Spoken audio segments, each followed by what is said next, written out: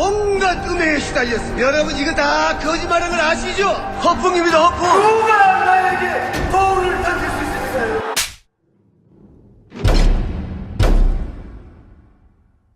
확인해 보셨나요?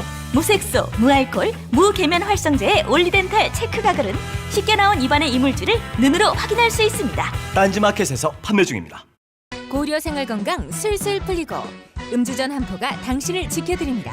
특허받은 천연 유래 성분 숙취 해소제 술술 풀리고를 딴지마켓에서 만나보세요. 마카 이제 국내에서도 100%로 드실 수 있습니다. 딴지마켓에서 파는 마구마카 남녀노소 모두에게 줬어.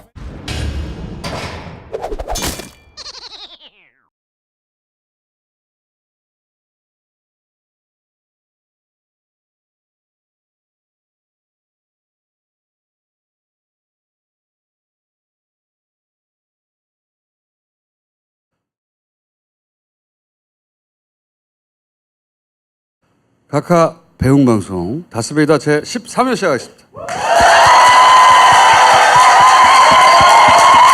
자, 방송인 주진우 소개합니다. 이명박 전도사, 이명박 연관 검색어 주진우입니다. 안녕하세요. 아이고. 얼마 남지 않았습니다. 얼마 남지 않았습니다. 이 방송도 얼마 남지 않았습니다. 연관 검색어 네. 이명박이냐 너는? 네. 나는 성추행이야. 그리고 진짜 전도사 김용민. 아유, 반갑습니다. 예. 한국 기독교 장로회 서울 북노회 전도사입니다. 반갑습니다. 예. 자, 주진우는 이번 주말에 MBC 스포트라이트 진행합니다. 네. 김용민은 다음 주부터 SBS 라디오 2시간 진행합니다. 감사합니다. 예. 채널이요? 아, 예. 서울 인천 경기는 103.5, 부산은 105.7, 그리고 창원은 90.9, 그리고 3월부터는 진주에서도 98.7로 여러분을 만나 뵙게 됐습니다. 감사합니다. 시간과 이름도 내야지. 야, 그럼 김용민의 뭐야? 정치쇼! 정치쇼? 정치쇼. 또 돌아오는 월요일부터. 아침에도 좀 자겠다. 오전 10시, 새벽에. 오전 10시. 예. 오전 10시 5분. 첫 5분, 인터뷰 5분 저하고 뉴스 합니다. 소개. 예. 성추행 부분을 연결하겠습니다. 아니 그 네이버에서 이렇게 실검에 오른 때가 얼마 만이죠? 그게 그 오촌 살인 사건 때 아니 성추행범 뭐 그렇게 하고 욕하고 그래도 김어준은 검색 오고 그러면 좋아해요. 막 혼자 웃고 있어요. 김어준 성추행 씨발. 성추행은 그나마 약한 거예요. 성폭행. 내가 폭자 들어가는 중에 잘하는 건 폭식밖에 없어. 우리 본론으로 돌아와서. 그 전에 각하. 네. 안녕하십니까. 당분간 생태 이익 친구가 명박이 저를 대신해서 드릴 것입니다. 평창올림픽에서 정말 아무것도 한 게 없는 자유한국당으로서 문재인 대통령이 올림픽 기간 고생 많이 하셨습니다. 평창올림픽에서 보여준 문재인 정권의 노력과 선전을 높이 취합니다. 선무당이 사람 잡는다고 이 어설픈 아마추어 야당의 천둥 벌구숭이 같은 망나니 짓하라고 5천만 국민이 자유한국당 국회의원을 뽑아놨습니까? 지난 9개월간 자유한국당이 보여준 것은 문재인 대통령을 때려잡는 데만 해란에 대해서 남남 갈등과 분열만을 기획하고 또 실천하는 이런 작태입니다. 강원랜드 이천 비리의 의혹 사건은 범죄 혐의가 명백한 우리랑 권성동 의원이 주범입니다. 이런 적대적인 적자를 나누니까 5천만 국민은 결코 용납할 수 없습니다. 국민의 가슴에 이렇게 잔인한 대모서를 깡깡 박아도 되는 것입니까, 여러분? 권성동 의원을 체포를 하거나 박근혜 식구가 되시길 자유한국당 강력하게 요청합니다. 이런 짓 하지 마세요. 그러니까 자유한국당 국회의원을 조작거리에 목을 내걸어도 모자랄 자들의 이중대 삼중대 소리 듣는 거 아닙니까? 야, 이 새끼야. 너 이름이 뭐지? 도생 전문가 김성태 의원입니다. 이런 미친씨 분을 제끼 좁시다. 우리 본론으로 돌아와서. 지식인도 이용합니다. 그러니까 모든 곳을 다 이용한다는 예로 제가 몇 가지. 예를 들어서 문재인 대통령이 빨갱인가요?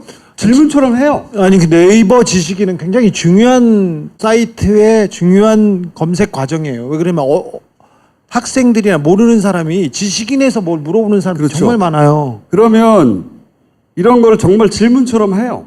질문인 양 하면 그 밑에다가 빨갱이입니다 막 달려요. 이런 거는 최근에 달렸네요, 지금. 이것도 2-3달 됐어요. 이런 작업은. 문재인은 치매인가요? 와! 문재인 정책이 뭐 잘못된 점 있나요? 막 질문처럼 만든 다음에 바로 이게 짜고 치는 거죠. 티키타카 하는 건데 이거 엄청 많아요. 여러분이 생각하는 것보다 훨씬 광범위하고 꼼꼼하고 체계적이고 예를 들어서 아프리카 TV나 이런 댓글창을 특별히 거기 관심 있는 매니아들은 거기에 매달린 사람도 있잖아요. 거기도 많아요. 게임 거기도 많아요. 이렇게 어떻게 조직되고 있나 소위 댓글을 통해서 문재앙이라든가 몇 가지 키워드가 있어요. 걔네들이. 유포하는 방식을 연구가로서 들여다보고 있으면 매우 꼼꼼합니다. 매우 꼼꼼하고 생각하지 못했던 왜냐하면 모든 사람이 모든 영역에 다 가지 않잖아요. 걔네는 사람이 많으니까 모든 영역에 다 가요. 꼼꼼하게. 다 일일이 이걸로 채우고 있다. 이게 별거 아니라고 생각하면 절대 안 된다고 계속 말씀드렸는데 좀 너무한데? 말이 안 되는 팩트가 다 틀리는데요. 상관없어. 응? 근데 맨 위에 있어요. 답변하는. 그리고 예를 들어서 댓글 이야기는 오늘 뭐 좀 짧게 할 텐데 지난주에 많이 했으니까 그 매크로가 돌아가는 건 100%입니다. 100%인데 매크로가 돌아가는 걸 네이버가 모를 수도 있지 않냐. 모를 수 없어요. 절대. 기본적으로 이 매크로 공격은 오래된 겁니다. 예를 들어서 과거에 블로그를 통한 바이럴 마케팅 같은 거 많이 있었어요. 그렇게 상업적으로, 그러니까 정치적으로 아니라 상업적으로 포탈이라고 하는 사람들이 가장 많이 오는 네이버 공간에서 상업적 이득을 취하려고 이렇게 매크로로 사람 일일이 할 수 없으니까 하는 작업들은 역사가 오래됐어요. 그 역사가 오래된 만큼 네이버는 그걸 탐지하고 즉각 차단하는 기술도 굉장히 발달해 있어요. 근데 가장 원시적인 게시판에서 그걸 모른다는 건 말도 안 되는 겁니다. 그걸 방치하는 거예요. 왜 방치하느냐가 그 문제지 방치는 명백한 거예요. 몰랐다거나 자신들이 피해자라는 건 절대 있을 수 없는 얘기예요. 즉각적으로 알 수 있습니다. 다만 20년간 댓글 연구가로서 인터넷 문화의 연구가로서 관찰한 바에 따르면 이건 이 보수 하나를 돌리는 게 아니다. 이 보수는 하나가 아니라 여러 개가 조합돼서 움직이는 것 같다는 생각을 예를 들어서 그 댓글을 막 찍는 게 있고 이 보시라는 게 프로그램이 커질 수가 없는 거거든요. 탐지가 안 돼서. 작아요. 찍는 게 있고 얘를 밸런싱을 맞추는 말했잖아요. 무조건 올라가도 안 되고 그런 기능들을 분할해서 하는 것 같구나. 이게 한꺼번에 다 들어가면 등치가 커거든요. 어려운 점은 그건 네이버가 장악하고 있는 서버 안에서 일어나는 일이기 때문에 어떻게 할 수가 없어. 네이버 댓글은 다음이 관리하고 다음 댓글은 네이버가 관리하면 어떨까요? 좋은 아이디어야! 특히 10대의 문화 속의 게임이나, 그러니까 놀이 문화로 문재앙을 만들고 있는 작업을 하고 있거든요. 뭐만 하면 문재앙이지 키키키. 10대들은 재밌을 수 있잖아요. 예전에 노무현 대통령을 일베에서 그렇게 네. 조롱했듯이. 그 놀이 문화로 만들려고 하는 거거든요. 그리고 적절한 사고만 있어주면 계속해서 갖다 붙일 수 있는 그래서 머릿속에서 계속 리마인더 시키는 이 심리 기법인데 기본적으로 아주 광범위하게 모든 영역에서 당신들이 생각할 수 있는 그 범위를 다 뛰어넘어서 지식인에서 이거 하고 있다는 거 생각 못했죠. 네. 지식인도 그래서 검토를 해본 거거든 나는. 걔네들의 사고방식을 바라보자. 지식인은 왜 냅둘까? 냅둘 이유가 있는 곳은 하나도 없어요. 모든 곳에다 다가오고 있다. 모든 곳에서. 댓글 달 때 공인인증서로 해가지고. 공인인증서. 달게 아니 하면 아까 그 어떨까요? 아이디어가 다 참신한 것 같아. 네. 네이버에서 이쪽 다음 댓글 관리하고 예. 다음이 네이버 관리하고. 아이디어 뱅크야 나는. 아무리 생각해도. 지난주에 댓글 국유화. 댓글 구경. 그 얼마나 참신한 아이디어입니까? 자, 이 댓글 이야기는 앞으로도 계속할 것이고 포털 얘기는 앞으로도 계속할 것이고 그러면 주진우 전문 영역으로 이제 머지 않았기 때문에. 네, 예. 얼마 남지 않았습니다. MB는 언제 감옥가요? 3월에는 결과를 보게 될 겁니다. 아니 3월에 3월이면 이제 3월 말도 있고. 3월에는 결과를 보게 됩니다.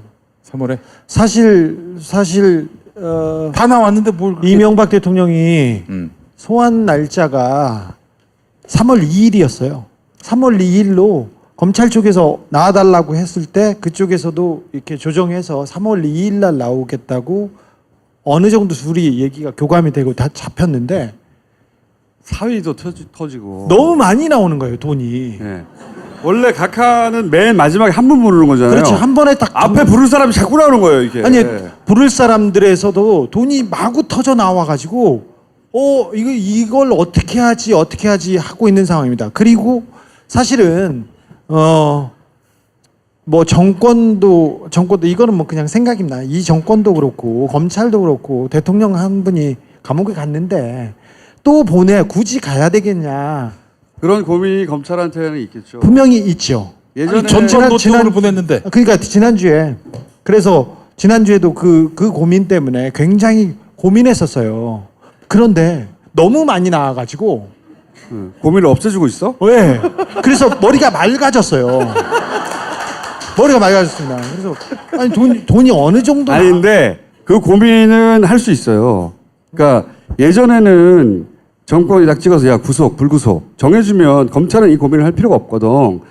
근데 지금은 검찰이 정무적 판단까지 해야 하나 이런 고민을 하게 된 거예요. 네. 하게 된 지금은 건데 청와대에서 전혀 얘기하지 않으니까 진짜로 안 하고 있어요. 네. 네.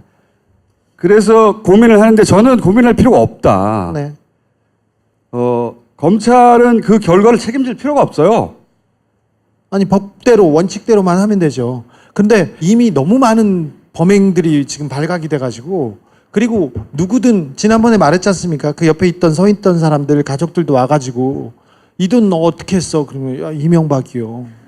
너 이거 뭐냐? 그러면 이명박이요. 다 이렇게 시켜가지고 지금 죄가 거의 확정된 상태에서 시작해야 되는 부분이. 아니 전 제일 웃겼던 게 뭐냐면은 이팔성 우리금융지주 진짜 골 때렸던 게 측근이고 같은 교우고 뭐 말하자면 친구인데 이 사람한테 예를 들어서 우리금융지주 그 회장 자리를 주면서 뇌물을 받았어요. 뇌물을 친구한테 뇌물을 각하는 받았어. 공짜가 없어. 그분은 계산이 철저한 분이야. 자, 이명박 친인척 가게들을 통해서 훑어보겠습니다. 자, 가봅시다.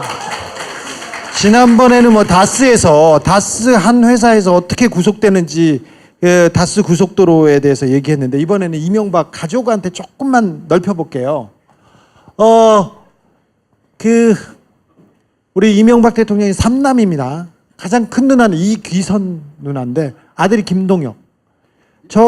이귀선 전우님이 직접 만지셨는지 모르겠지만 고철. 그렇죠. 김동혁이라는 사람이 그 다스의 옆에 있는 관계사를 운영했는데 거기에서 돈을 받아가지고 적어도 50억, 많게는 수백억까지 이렇게 빼돌리셨어요. 큰 누님. 여기가 이제 고철 회사인데 페이퍼 컴퍼니였거든요. 네네. 돈을 해먹는 통로였어요. 그러니까 받아먹은 돈이 그 정도 됩니다.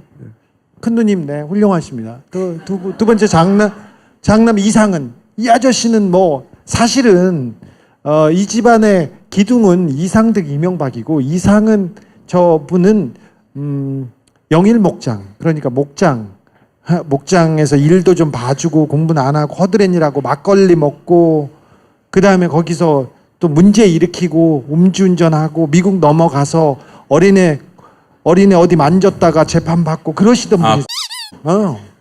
야, 이 새끼야! 자, 그 얘기하면 안 돼? 너는 해도 돼. 입이 끝났잖아. 이상은 씨는 지금 다스의 대표입니다. 조용히 있죠? 조용히 있죠? 조용히 있으면 이거 모자이크 처리 좀 부탁할게요. 조용히 좀 해, 이 새끼야! 자, 저분 아들이 조선일보기자 손 들어봐요. 이 새끼야! 자, 이동영 씨가 나와서 다스는 우리 아버지 회사가 가 맞다고 생각합니다. 이렇게 얘기하고 갔는데 들어가서 그 이동영 씨한테 그 증거를 밀었어요. 그래? 네 회사야? 그래. 그러면 탈세 이만큼 했네? 몇 천억이네? 그리고 그래. 돈 빼돌렸네? 네 돈 빼돌린 게 이거네? 그다음에 해외에도 돈이 있네? 이렇게 얘기하니까 그래 괜찮아. 네 회사야. 그래. 징역 15년에 추징금 뭐 1,000억, 벌금 한 500억. 그래. 한 30년 살면 되겠네. 그러니까 아유 저희 회사일 리가 분명히 없습니다. 그렇게 진실을 얘기해서 우리 다스는 이명박 각하 겁니다. 이렇게 얘기를 하셨어요. 이상은 아저씨가 지금 마지막에 다스 회장이고 마지막에 이렇게 조사를 받아야 되는데 지금 조사를 받았게요, 안 받았게요? 넘어갈게요. 이상득 회장은 국정원 특수활동비를 받으셨어요. 특수활동비를 쓰시다가 걸려가지고 걸리자마자 병원에 입원하시고 수술을 받네 만에 했었죠. 지금 병원으로 도망갔는데 이분은 국정원 특수활동비 외에 또 다른 뇌물을 받은 혐의로 대단한 분들이 조사를 받아야 되는 상황에 있어요. 김윤옥 여사 그리고 발가락 여사님 이분은 직접 특수활동비를 받으셨어요. 국정원 특수활동비를 직접. 사실 일단 2억 나왔지. 2억. 네. 네. 자 김희중 씨에 의해서 이명박, 김윤옥, 그다음에 원세훈 그리고 그 원세훈 부인이 이땡땡 있는데 이게 11년 전 사진이군요. 이게 11년 전 사진. 네. 자, 네 명이서 일주일에 한 번, 한 달에 한 두세 번씩 계속 회동이 있었어요. 그때마다 원세훈 씨는 자기 승용차로 부인을 태우고 청와대에 직접 들어갔고요. 그때 특수활동비를 전달했다고 합니다. 그런데 김윤옥 씨, 이명박 그리고 원세훈 부인 원세훈 근데 그 네 명 중에 힘이 원세훈 이명박보다 김윤옥 그리고 원세훈 부인한테 더 있었어요. 그 사람들은 이 특수활동비 이외에 다른 돈도 만졌습니다. 이분에 대한 조사는 했을까요? 안 했을까요? 검찰에 부르진 않습니다. 부르진 않은데 네. 그 다음에 자 이기분 그 삼령 이분은 어떤 사람이냐면 전도사인데요. 이분은 어디 가서 이렇게 간증도 하고 그러시는데 신실하신 분이세요. 근데 선교사니까 교회 그 선교사지 않습니까? 그래서 이명박 대통령과 이상은 씨가 돈을 줘가지고 이분이 있는 교회나 그 선교원을 통해서 돈 세탁을 많이 하셨어요. 네. 그래서 가족들이 모여서 회개기도 올리셨던 그분입니다. 이 그래서 교회가 그 세무조사를 받아야 됩니다. 지금 못 받게 하려고 키를 쓰고 있는데 그게 돈 세탁의 원상이에요. 교회가. 그 이기분 씨의 남편이에요. 남편. 김진 이분도 다스 협력업체에서 사장도 하고 많은 것을 그 가지셨어요. 그런데 수십억은 너무 푼돈이니까 이 집안에서 빼줍시다. 그렇게 있습니다. 여기 아버지 때는 다 끝났죠. 또 밑으로 갑시다. 중요한 건 큰 사위 우리 이상주. 큰 사위. 이번에 나오고 있는. 네, 나오고 있죠. 옛날에는 삼성화재에서 법률 담당한 법률 담당했는데 이명박이 대통령 되자마자 삼성전자의 해외 법률 담당. 요 자리가 중요한 자리예요. 요 자리가 중요한 자리야. 요 사람이 중요한 사람입니다. 요 사람을 우리가 옛날부터 추적하고 있었어요. 네. 요 사람을. 이게 삼성전자죠. 지금 삼성전자의 전무입니다. 전무. 근데 지금 이팔성한테 돈을 받았다. 예. 일로 돈이 창구였다고 이렇게 얘기하지 않습니까? 이팔성 말고 그리고 다른 대기업 말고 또 기업들이 엄청 많아요. 지난주에 우리 다스 심화 과정을 하신 분들은 잘 아시겠지만 다스의 그 자금을 세탁해준 은행이 2개 나왔어요. 그때 은행이 어딘지 기억나세요? 하나하고 국민하고 나왔었죠. 이팔성은 우리야, 우리. 우리 금융지. 우리 은행이에요. 그리고 당선 축하금을 이명박 쪽에서 받았어요. 신한은행한테 받은 게 있어요. 그러니 잘 생각해 보시오. 우리 국민 신한 하나 외환 4개 메이저 은행은 다 이명박하고 관련이 있는 거예요. 돈 세탁을 해주거나 당선 축하금을 주거나 돈을 주고 이렇게 그 자리를 사거나 그러니까 4군데에서 이것뿐만이 아니었어요. 그러면 이팔성한테 뇌물 받은 거 말고도 다 부정 비리가 다 걸려 있어요. 이명박한테. 그러니 그 은행권 인사에 대한 수사가 진행돼야 되는데 여기는 시작도 못했어요 아직. 그런데 중요한 것은 이명박 때 심어놓은 금융권 인사들은 아직도 이 정권에서도 그 자리에 다 있습니다. 자, 이 부분은 시작도 안 했어요. 그 이상주에서 한 덩어리가 나왔을 뿐이에요. 근데 이상주는 매우 중요한 사람이어서 여기에서 계속 나올 겁니다. 이상주는 이제 삼성과의 고리가 나올. 네네. 이재용하고도 금광의 금광. 네. 금맥입니다 여기가. 예. 지난번에 저희가 그런 얘기를 했어요. 한국의 부정의 가장 큰 축은 삼성과 이명박인데 삼성이 무슨 일이 있을 때마다 어떤 현안이 있을 때마다 퍼센트로 돈을 이렇게 이명박한테 줬다. 이렇게 얘기했었는데 그때 수사가 진행되지 않고 뇌물 40억 그러니까 다스의 변호사비를 대납했다 대납한 그 부분은 삼성과 이명박 쪽에서 둘 다 인정했어요. 뇌물이 40억 작은 거니까 인정했는데 삼성과 이명박의 그 거래는 시작도 못했어요. 그런데 그 시작이 여기서부터 시작됩니다. 이상주. 여기가 금광이에요 금광. 여기가 우리가 2012년에 싱가포르로 쫓아간 적이 있어요. 나랑 지진호가. 요 양반과 관련된 건입니다. 그 이지영은 아니었어요? 이지영도 싱가포르에 있었지만 이지영과 이상주인데 저희가 계속 쳐다보고 있는데 이지영과 이상주에 대한 얘기는 별도로 해야 돼. 네, 별도로 다시 시작합니다. 이명박 대통령이 이제 구속되고 나서 별도로 시작해야 된다고 합니다. 그러면 해외 은닉했을 것으로 추정되는 돈은 나오지도 않은 거예요, 현재? 지금 시작도 안 했어요. 시작도 안 했다니까. 시작도 못 했어요. 거기를 여기서부터 금맥을 캐야 한다. 엉덩이에 지금 2개 정도는 가지고 있으나 이명박 주변에 너무 많은 비리가 있는 관계로 여기는 시작지도 못했어요. 붙였어. 너무 많아가지고. 시작지도 못했어요. 자, 두 번째 사유입니다. 두 번째 최외근. 제가 한복으로 곱게 입은 이 가족 사진 다 가지고 있는데 이분도 좀 관계가 있는데 이 부분은 또 잔챙이고 작은 돈이니까 좀 넘어갑시다. 그 조현범 세 번째. 조현범은 이시영하고 히딩크하고 같이 그렇죠. 사진 찍은. 히딩크 사진 기억하세요? 네, 날카로운 사람들. 네. 그분입니다. 근데 한국 타이어가 이명박 정부에서 엄청난 특혜를 받고 그 이후에 그 많은 주가 조작에 걸려가지고 계속 구속 위기에 있었는데 그때마다 빠져나갔거든요. 그런데 이런 부분은 그 한 번도 조명이 안 됐어요. 근데 여기까지 오려면 정말 시간이 많이 걸릴 거예요. 자, 이것도 밀어두시죠. 우리 이시영. 이시영 뭐 말할 것도 없죠. 예. 우리 이시영. 우리가 키웠네 이시영. 그때는 인턴이었지만 지금은 다스의 전문가예요? 전문대 사실상 오너니까 자기가 지금 좌지우지하고 있고 회의를 하고는 있습니다만 이시영은 그 검찰에서 부르긴 했으나 확인할 사안이 별로 사실 딱히 많지 않았어요. 왜 그러냐면 집사들과 그리고 청와대에서 일했던 사람들 그리고 참모들이 다 와서 다 이명박을 가리키고 가족들도 부를 필요도 없이 그 가리키고 있어서 마지막 이명박을 부르기 직전에 마지막 사람으로 이시영과 이상은이 있어요.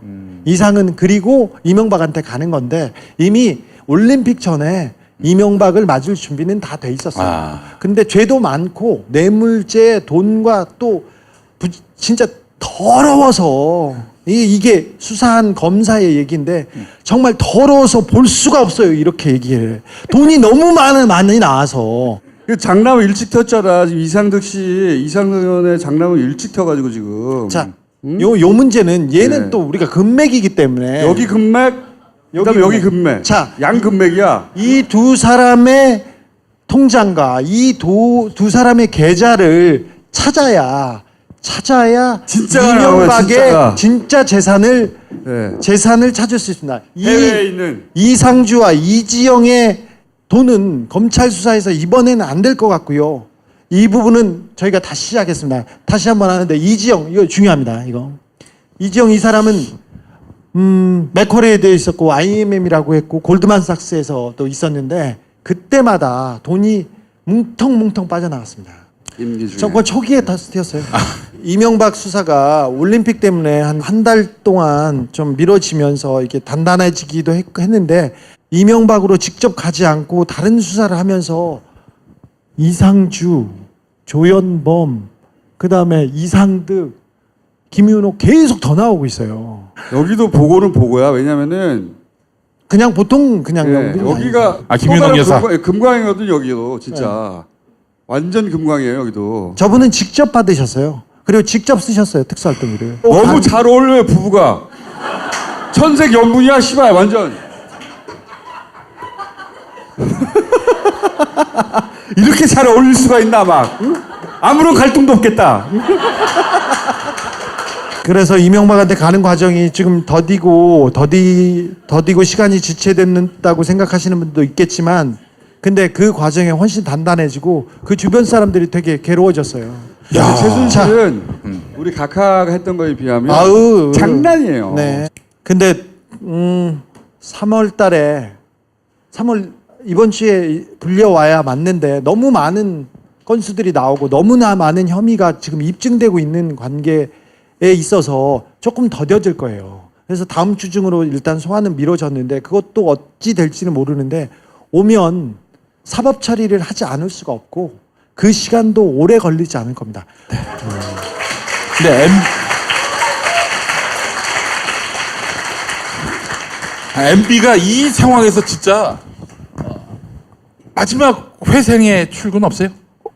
회생의 철수. 예. 이건 다 걸렸기 때문에 이제 뭘 할 수 있는 미랑 오사카로 미랑.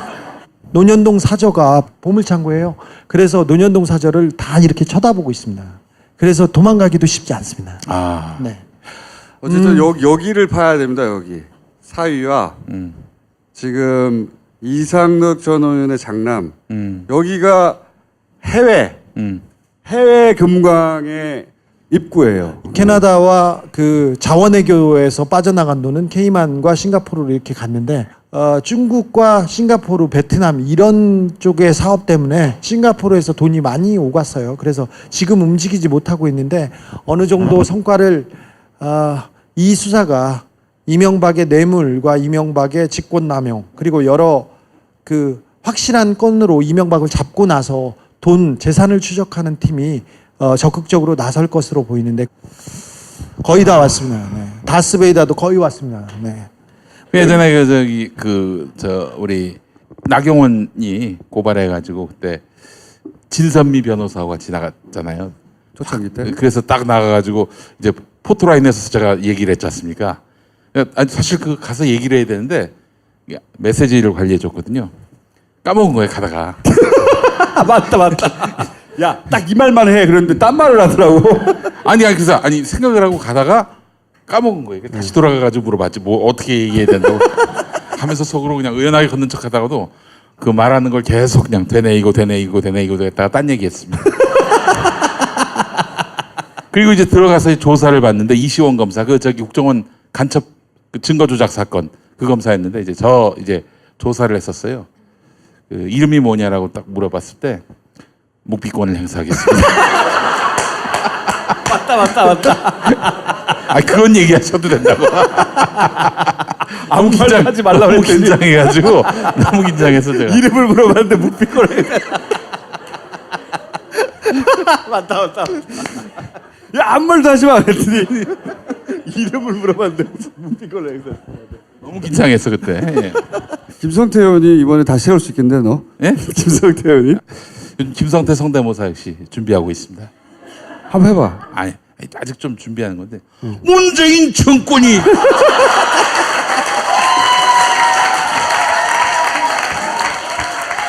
그게 어렵지 않은 게 그 양반 톤 자체가 똥 참는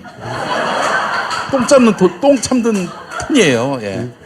얘기할 때 막 힘을 주면서 문재인 정권이 김영철을 불러가지고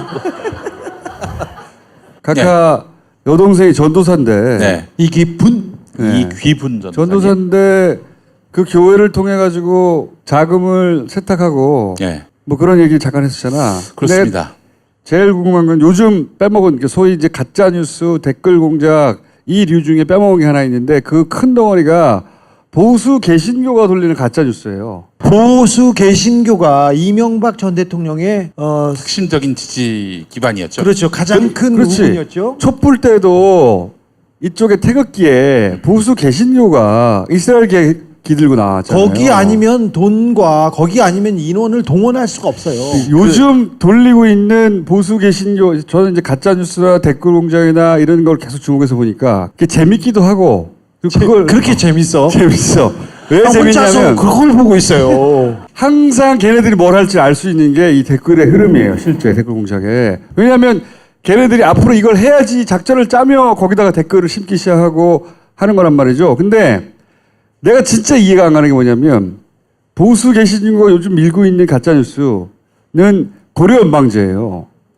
고려연방제를 한다고 그런 거를 못 받아보셨겠지만 엄청난 분량의 길이로 고려연방제, 그러니까 북한이 된다 우리가. 대형 교회에서 지금 설교하는 가장 큰 아이템도 고려 연방제예요. 그러니까 도대체 나는 고려 연방제가 튀어나온 논리를 모르겠거든. 응? 고려 연방제라는 게 사람들한테 확 와닿는 게 아니잖아요. 그런데 보수 개신교의 그 소위 이제 가짜 뉴스의 키워드가 고려 연방제거든요. 쌍팔년도 그리고 90년도에 김대중 전 대통령을 공격할 때 나왔던 내용이 요즘 20, 30대는 고려 연방제 뭔지도 몰라. 그렇죠. 근데 그때 나왔던 너무 옛날 얘기인데 이거를 들고 나와가지고 가짜 뉴스를 확 돌리고 있어요. 계속 이게 통한다는 말인가 도대체 이해가 안 가는데 왜 그러는 거야? 기본적으로 이걸 아셔야 되는 게 그래 기독교 전문가. 특히 보수 개신교는 분단 트라우마를 한 70년 동안 계속 주입시켰어요. 만약에 이 나라가 공산화가 되면 우리는 다 빨갱이의 지배를 받게 되고 교회는 다 없어지고 크리스천들은 다 멸절될 것이다. 믿으시면 아멘 하시기 바라겠습니다. 그 어떤 목사예요? 아멘 이렇게 나오는 아니 거 아니야? 이렇게 배워 신학교에서. 네.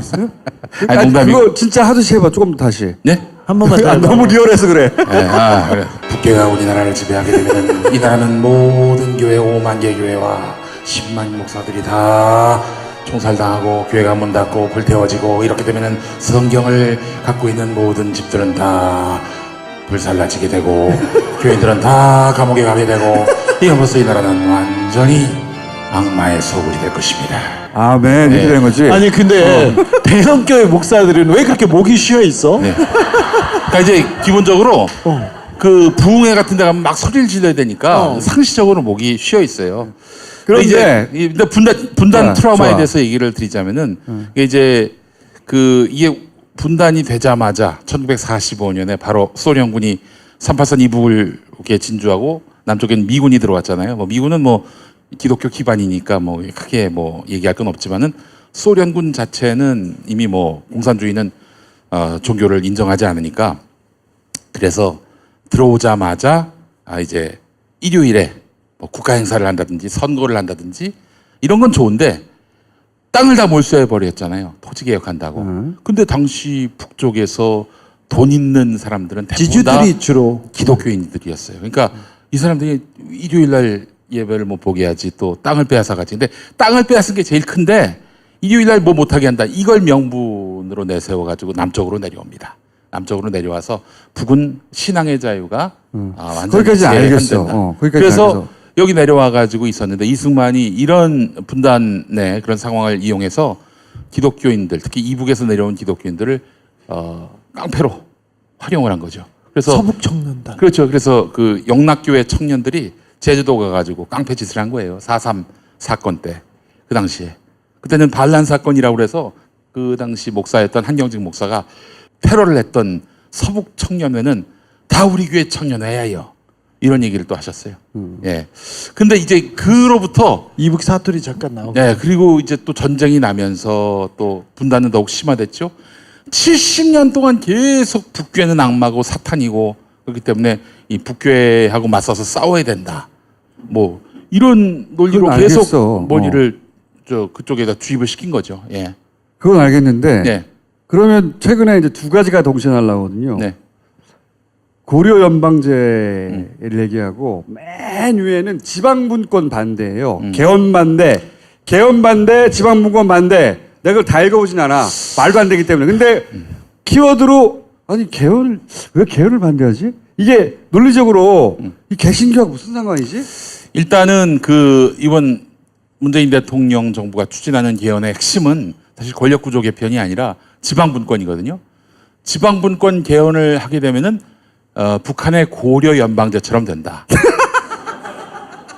예, 그게 실제로 3.1절 그 개신교 집회의 핵심적인 그러니까 내일 다 아젠다예요. 모여서 데모하자는 내용의 핵심이 그거야? 그거예요. 그래서 씨발 개헌 반대예요. 그런데 이렇게 보수 개신교가 왜 개헌을 그러니까 이 보수 정치권과 결탁해서 개헌을 반대하는 건 알겠는데 개헌을 반대하고 지방분권을 반대하는 게 교회하고 명분이 연결되는 게 하나도 없잖아요. 그렇잖아. 그게 그러니까 그렇게 해서 그걸 예, 그렇죠. 그 고려연방제로 연결한 거야? 예, 문재인 정부는 북한하고 가까워지려고 하고 결국 그렇게 해서 나중에 적화 통일을 할 것이다. 이걸 아주 노골적으로 심어주고 있습니다. 지금. 그래서 고려연방제로 간다. 네, 그렇죠. 지방분권과 고려연방제 연결시킨 거야? 예. 그 지방분권하고 고려연방제하고 지방분권이 정말 북한을 닮았다면 북한이 지금 지방분권 합니까? 말도 안 되는 얘기를 하고 있어요 지금. 그러니까 지금 이 사람들이 이게 기독교인들이 가장 큰 문제가 뭐냐면 보수 개신교인들의 가장 큰 문제는 사회에 대해서 관심을 갖지 못하게 목사들이 자꾸 주입을 시킵니다. 사회에 대해서 뭘 알고 싶으면 나를 통해서 알아라. 이 목사는 또 조선일보만 읽은 것 같고 막 주일마다 신자들한테 세뇌를 시키고 거기에 열받은 그런 청년들이 다 뛰쳐나와서 지금은 청년들이 비어 있는 상태고 이런 그런 상황이 발생하고 있는데 그러니까 저 보수 정치권에서 이번에 개헌을 막아야 되는데 예. 그 교회의 힘을 빌리고 싶은데 명분을 만들 연결 고리가 없으니까 교회가 개헌 반대하는 게 너무 웃기잖아요. 예. 그래서 지방분권과 고려연방제를 연결해가지고 그렇게 고려연방제를 돌리고 있는 거나 지금. 그렇게 해서 적화 통일되면은 정말 예. 아까 제가 말씀드린 대로 교회가 다 없어지고 교회 크리스찬들은 다 감옥 가고 그렇게 해서 이 사회는 완전히 악마의 소굴이 될 것입니다. 믿으시면 아멘 하시기 바라겠습니다.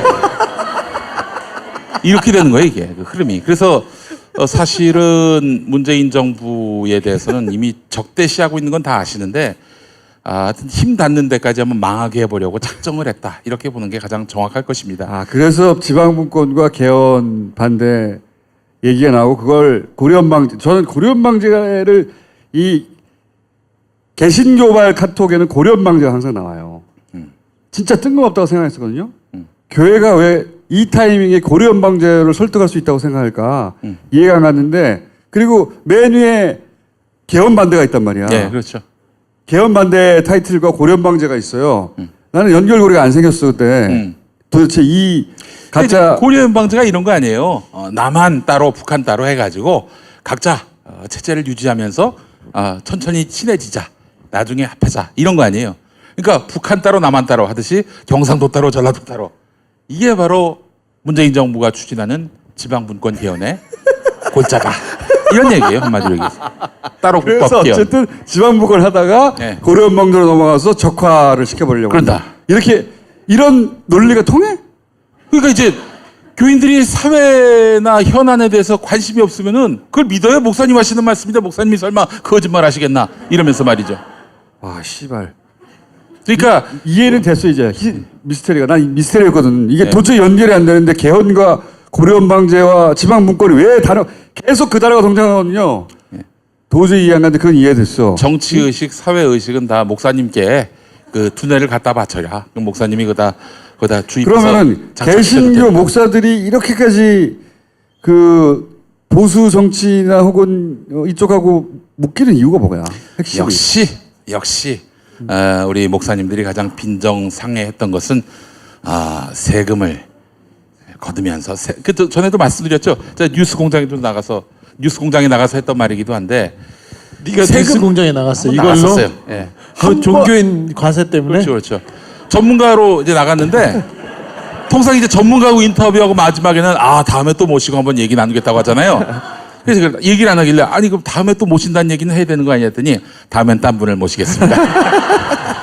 김종수가 이랬어요. 예. 근데 목사님들은 이미 문재인 정부는 이거 큰일 날 정부구나.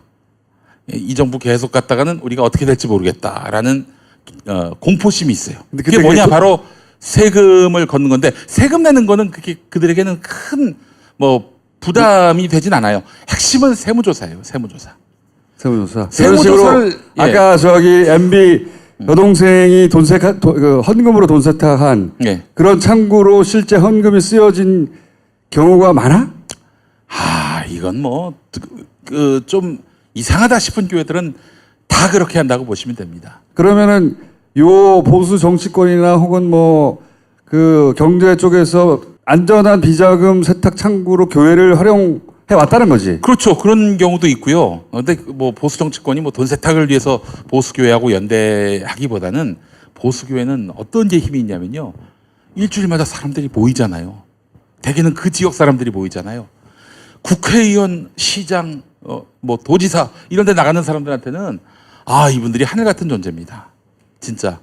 표를 가지고 있어서. 그래서 사람들. 실제로 뭐 개신교, 보수 개신교가 뭐 사회적 영향력은 다 실추됐죠. 그렇지만은 예를 들어서 이런 교회들이 연대해가지고 보수 교회가 연대를 해서 지난 총선 때처럼 동성애 오적을 만들면은 이 오적에 꼽힌 사람들은 전전긍긍하는 거예요. 동네마다 보수 교회는 다 있을 거 아니에요.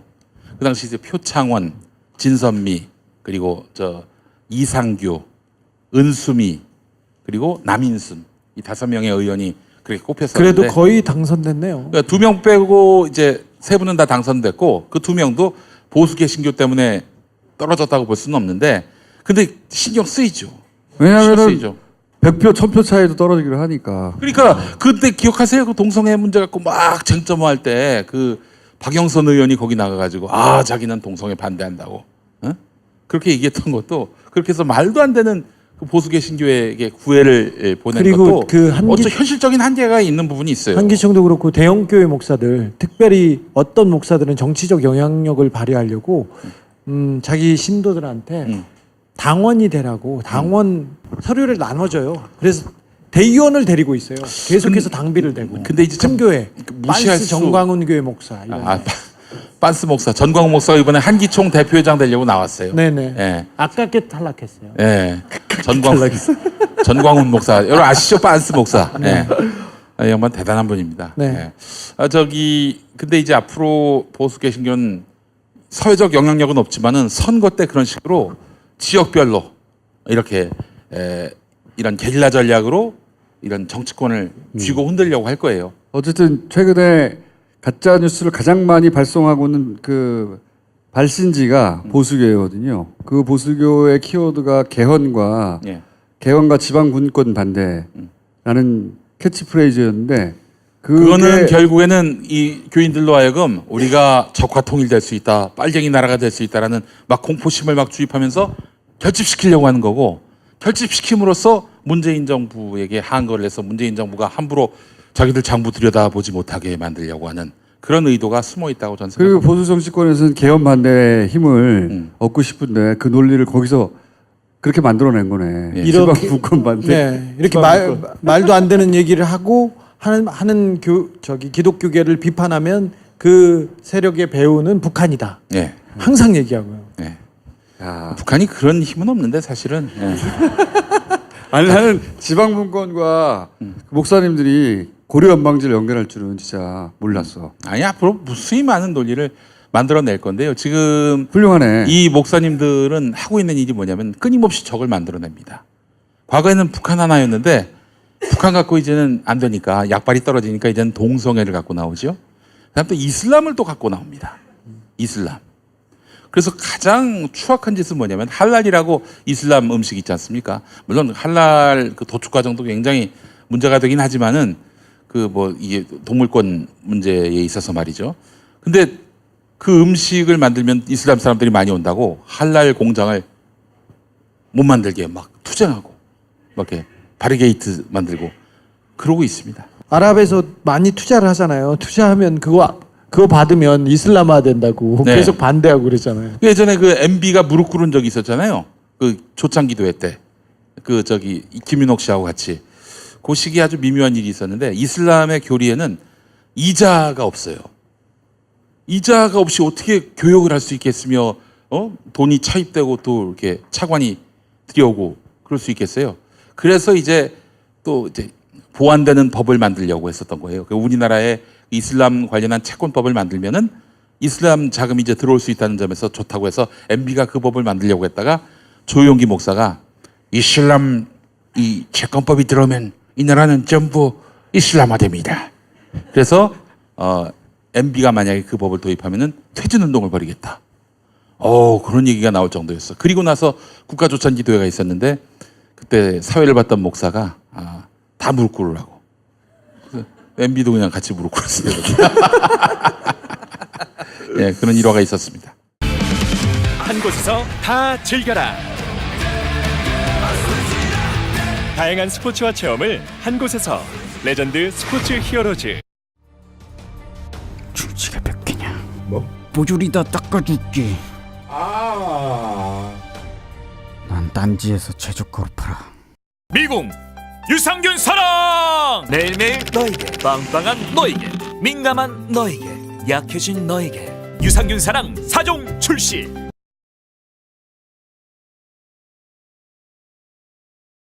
이번 게스트는 안원구 성장님 모시겠습니다.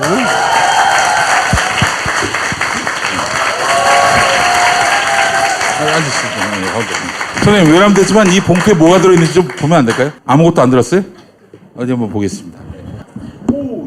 자, 이거 새로운 이야기입니다. MB와 카자흐스탄. 개새끼라고 적었어요, 우리.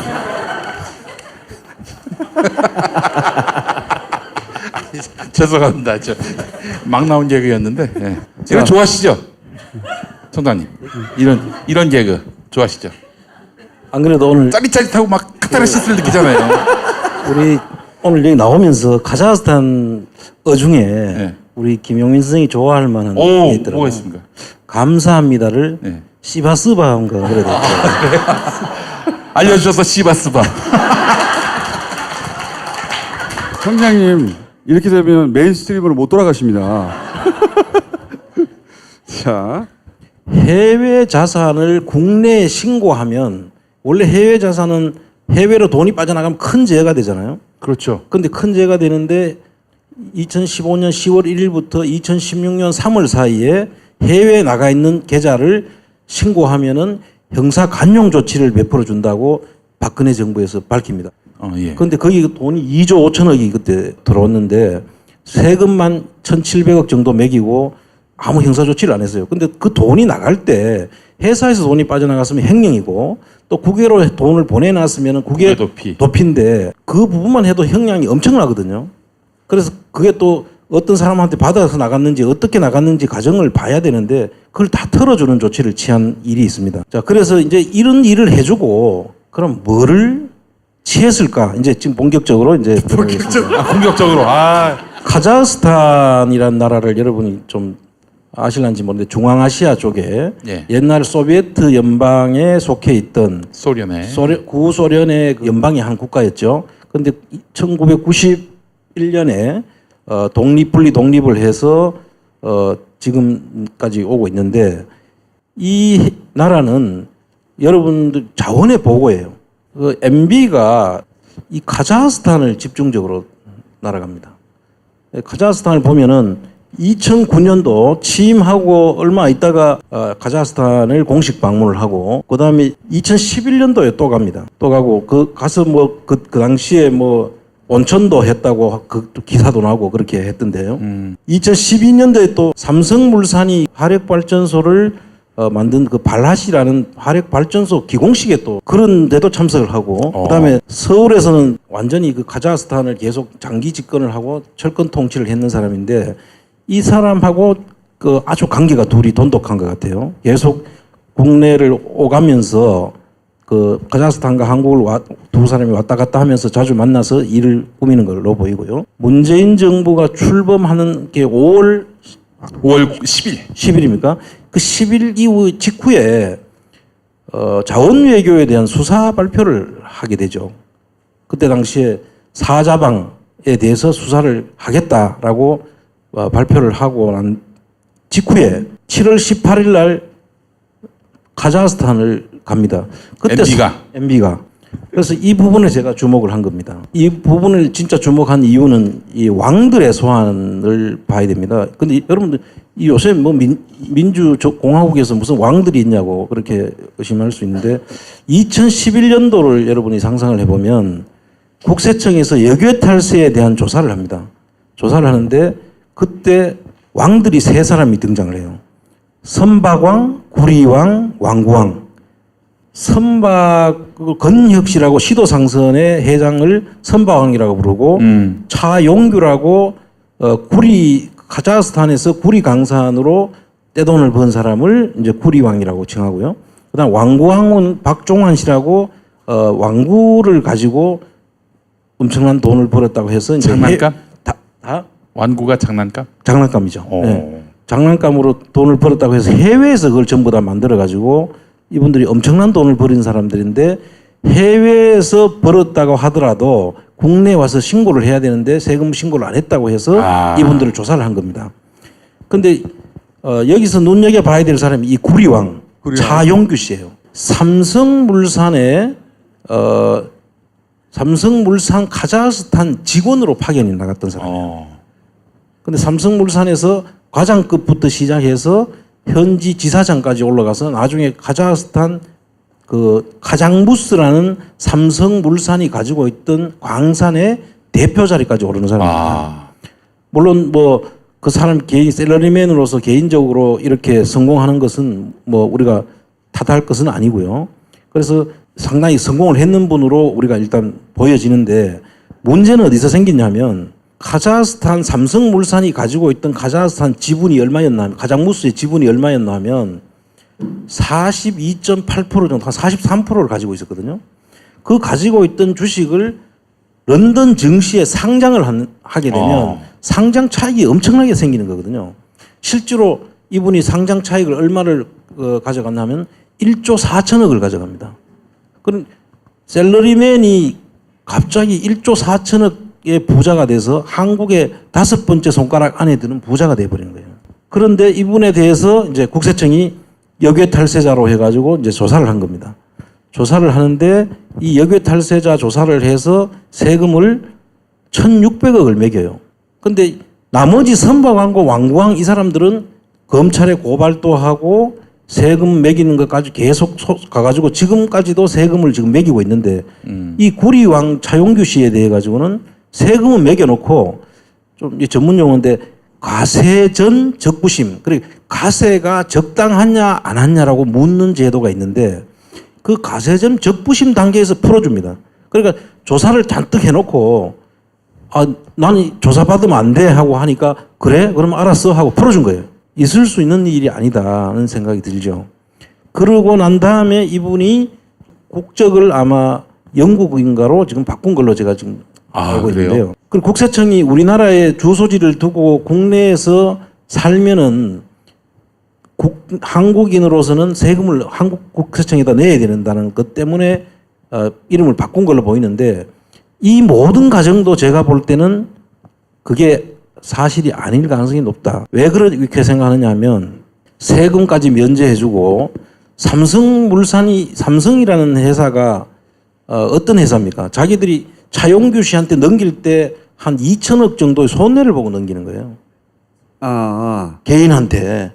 이 차용규 씨가 삼성 직원이었는데 삼성이 삼성 직원한테 광산을 넘길 때 손해를 2천억을 보고 넘겼다고요? 그렇죠. 네, 거기서부터 이상하네요. 그렇죠. 네. 있을 수 없는 일들이 벌어졌는데 그럼 왜 그렇게 그럼 싸게 넘겼느냐고 물으니까 여기 나오는 그 블라드미르 김이라는 사람이 카자흐스탄의 그 카장무스의 그 회장격으로 있었어요. 그러니까 이분이 49%인가 가지고 있고 삼성물산이 2.7%인가 43% 가까이 가지고 있었는데 블라드미르 김이 너무 압박을 해가지고 삼성이 안 팔 수 없었다. 아무도 믿을 수 없는 그런 이야기를 합니다. 그래서 여기서 지금 가서 조사를 해볼 수 있는 방법이 없잖아요. 그러니까 그런 줄로 알고 있은 거죠.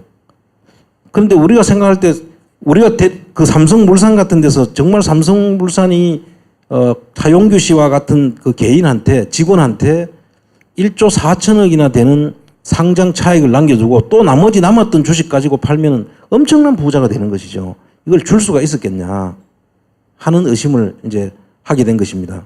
그럼 왜 이 차용규 씨에 대해서 주목을 하느냐 하면 이 국세청에서 1,600억을 가세를 해놓고 내가 세금 받는 것이 맞지 않다라고 넣어가지고 풀어주려고 그 국세청의 그 저승사자라고 하는 검찰의 중수부로 하는 그 조사 사국을 동원해가지고 조사를 해놓고 그냥 힘없이 풀어주는 거죠.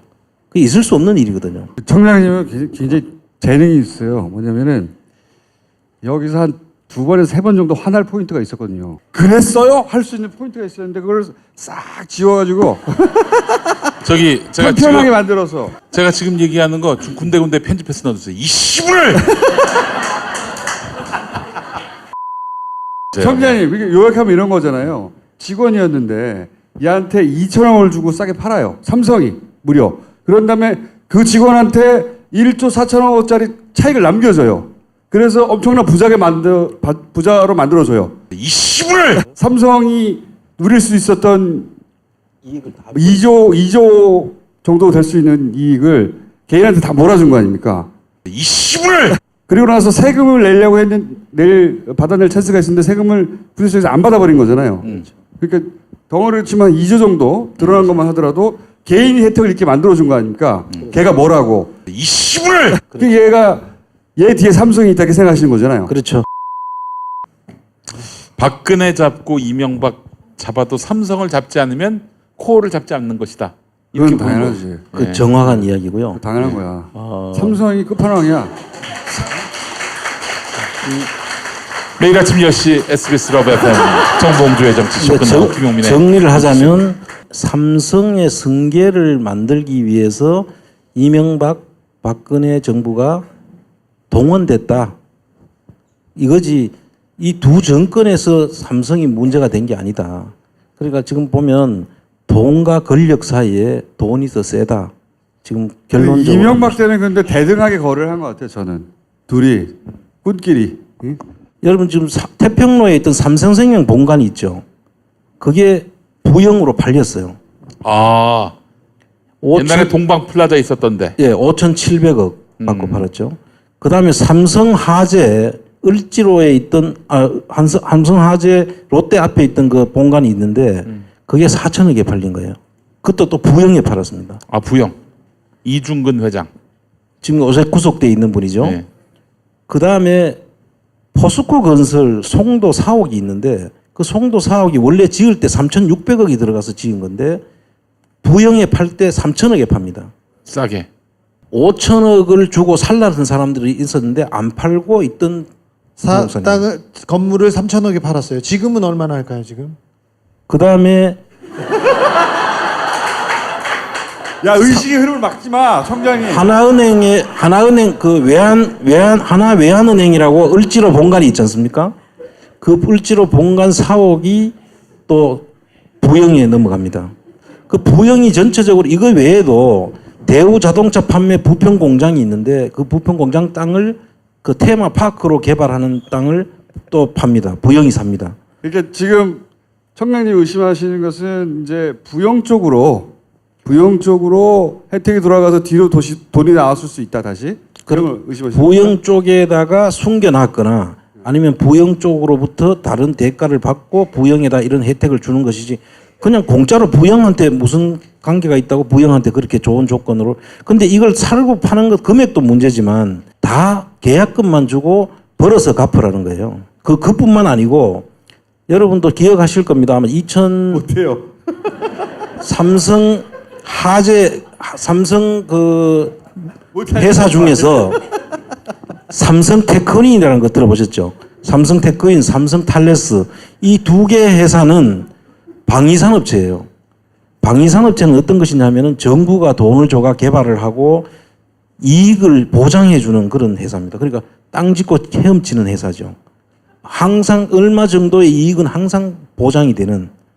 방산업체를 하나로 넘겼죠 그때. 네, 그걸 하나로 옮겼죠. 네. 그다음에 삼성화학, 토탈화학, 삼성종합화학이 있는데 이 네 개를 같이 하나로 넘겼습니다. 넘겼는데 이때도 뒤에 계약금만 주고 뒤에 벌어서 갚으라 했어요. 2년인가 그때는 이걸 이렇게 해석하기도 합니다. 말씀하신 대목은 그 한화가 쥐고 있던 최순실을 삼성에 넘기면서 이런 딜이 이루어졌다. 이렇게도 해석하죠. 예. 예. 이 부분에 대해서는 사실 이 의혹들이 너무 많은 거예요. 어떻게 그렇게 삼성이 손해볼 수 없는 회사들을 가지고 있으면 되는데 그거를 왜 그렇게 넘겼으며 또 돈도 넘기면 돈을 바로 받아야 되지 왜 2년씩 기간을 주고 나중에 벌어서 갚으라고 하느냐.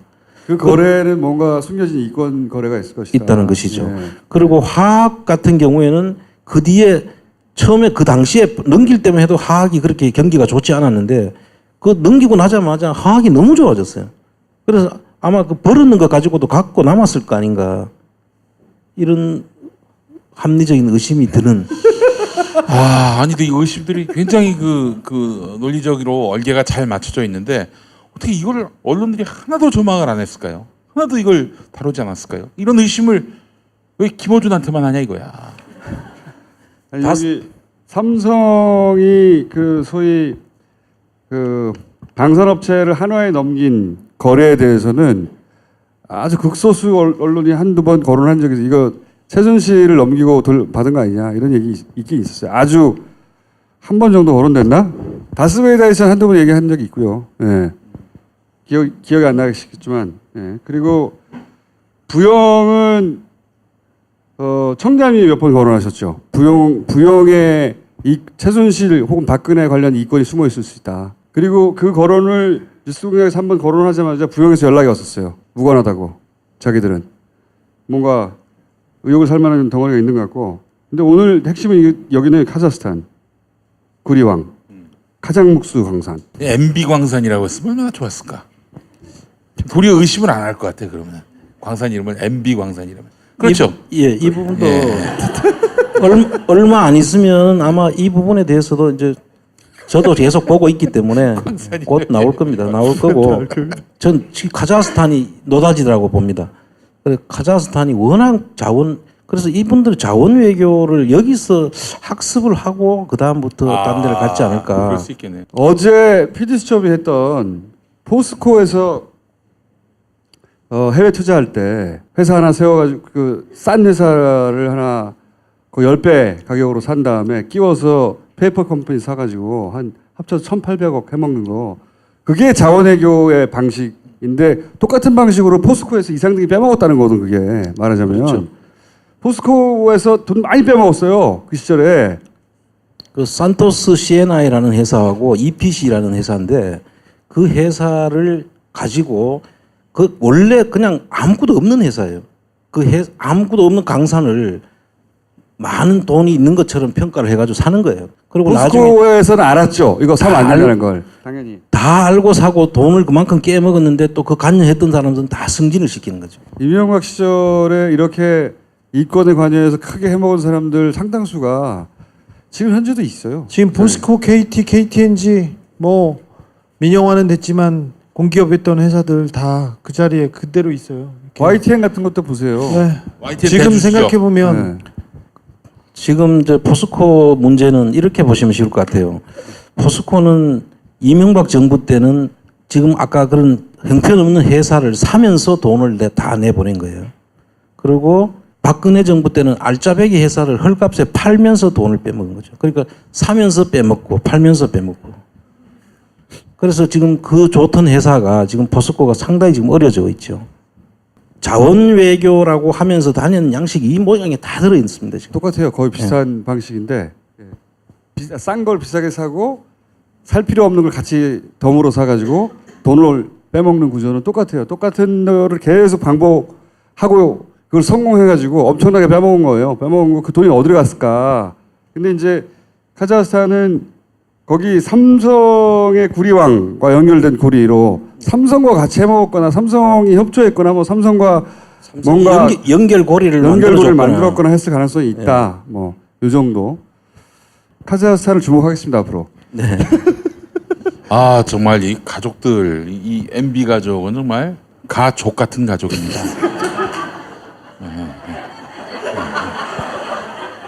차라리 그게 나은데 시브랄이. 시브랄이 낫습니까? 시브랄로 정리하겠습니다. 시브랄. 예. 자, 의식의 흐름 화법은 끝나셨나요? 네. 저 오늘 준비한 것은 청장님 여기까지입니다. 박수 부탁드립니다. 아직도 못 구했느냐? 송구합니다. 지금 당장 불로초를. 아니 그냥 황제의 고백 사오라니까. 고백 활력 프로젝트 황제의 고백. 여성이 드셔도 좋습니다. 1800-9222 정직한 가격에 착한 콜 꽃배달 서비스. 구매 금액의 5%는 어려운 이웃에게 기부됩니다. 1800-9222 착한 콜. 돈이 잘 안 모이네. 재무 설계가 필요하시군요. 당신의 꿈과 목표에 집중합니다. 고민하지 마세요. 지금 두 바보의 재무 설계를 검색하세요.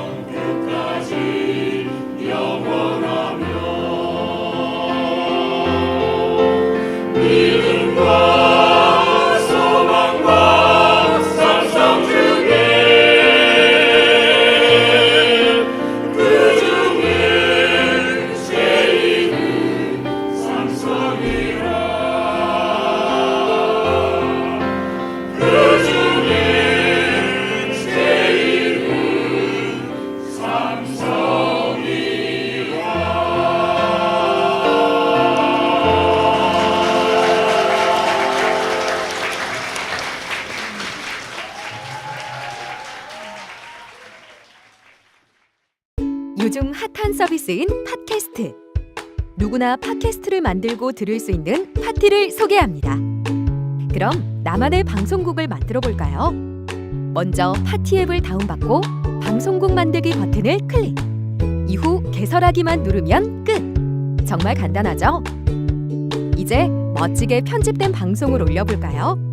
각 항목의 정보를 입력한 후 올리기만 누르면 간편하게 완료. 나만의 스튜디오 파티. 지금 만나보세요.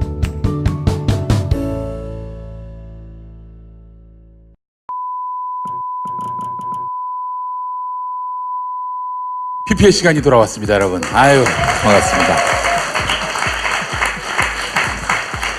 한국에 산삼이 있다면 페루에는 마고마카가 있습니다. 마고마카. 자원 외교에까지 손을 냈던 우리 가카가 산삼에까지 그 손을 뻗치려고 했다가 임기가 끝났습니다. 그래서 사실은 마고카카가 될 뻔했던 마고마카. 딴지마켓의 독보적인 재구매율.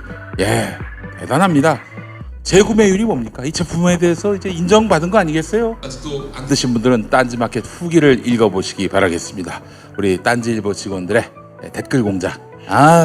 훌륭한 댓글 공작의 진수를 맛보실 수가 있겠습니다. 그리고 여기 사장님이 장난이 아닙니다. 14년 동안 마카 한 우물만 팠습니다. 근성만큼 좋은 품질의 마카를 공급하고 있다고 합니다. 먹거리는 건강과 연결돼 있죠. 가족 모두가 먹는 것이라면 더 신경 쓸 수밖에 없습니다. 다른 얘기하지 말고 이렇게 홍보하면 어떨까요?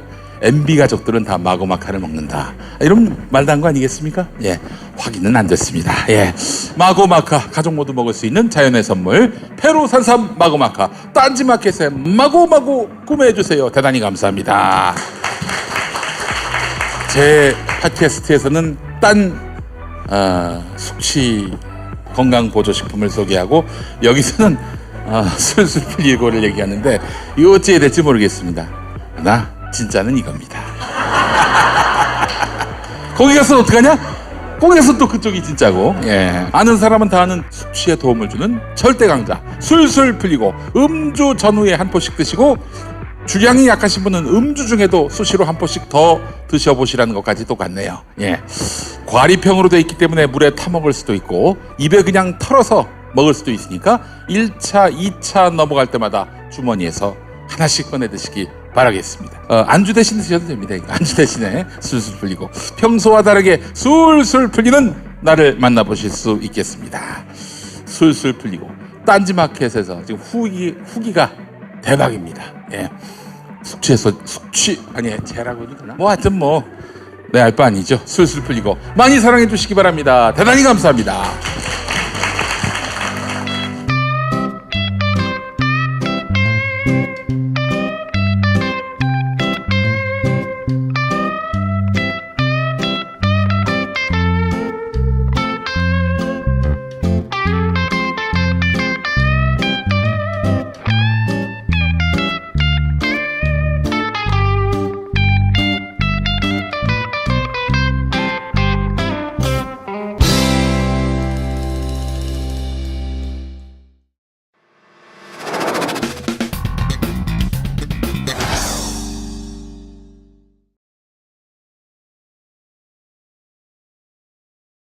자, 이재명 의원이 안 나올 것 같으니까 네, 이재명 의원이 했을 이야기를 요약 버전으로 다른 건 몰라도 김어준이 요약 설명은 제일 잘하기 때문에 믿을만 합니다. 요약 버전으로 자, 보시죠. 이재정 의원이 필사해서 만든 문건인데 이게 롯데는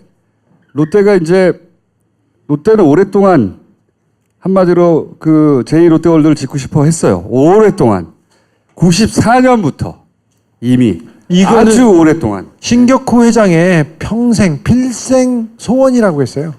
그래서 땅을 사고 최고 초고층 빌딩을 올리겠다는 것은 그냥 자기의 신념과도 같은 일이었어요. 94년 5월에 초고층을 물었어요. 정말 오래된 겁니다. 그러니까 롯데의 수건이 맞아요.